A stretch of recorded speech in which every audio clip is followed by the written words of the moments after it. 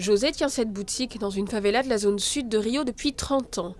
Autant d'années passées à vivre sous le diktat des trafiquants, mais depuis un an, c'est un commerçant libre. On était réprimés, ils nous exploitaient. On était obligés de faire ce qu'ils nous imposaient, sinon ils fermaient notre boutique ou menaçaient de nous tuer. Je ne pouvais pas montrer mon visage à la télévision. Je ne pouvais pas dire ce que je pensais. Ce changement, José le doit à l'arrivée il y a 1 an de l'unité de police pacificatrice. Après avoir délogé les trafiquants, 200 policiers se sont installés et assurent désormais une présence 24 heures sur 24.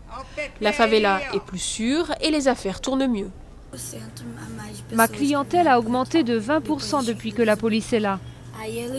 Avant, les gens avaient peur de sortir, mais depuis leur arrivée, c'est plus tranquille.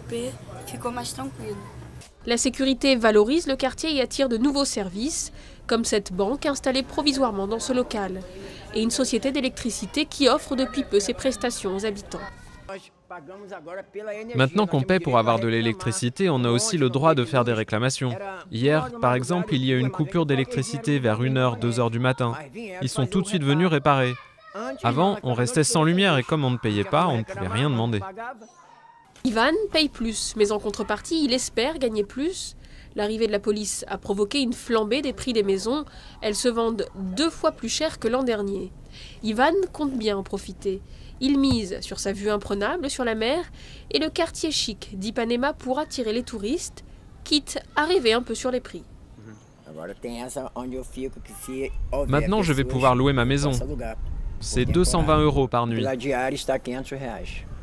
Mais la favela est encore loin d'être prospère et développée.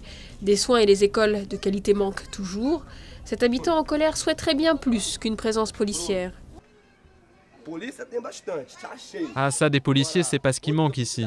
Par contre, il n'y a pas d'opportunité. Il n'y a rien pour divertir les enfants. Pourtant, le gouvernement Lula a lancé une politique d'urbanisation de ces quartiers que Dilma entend poursuivre. Elle prévoit d'investir 400 millions d'euros pour aider les populations les plus pauvres d'ici 2014.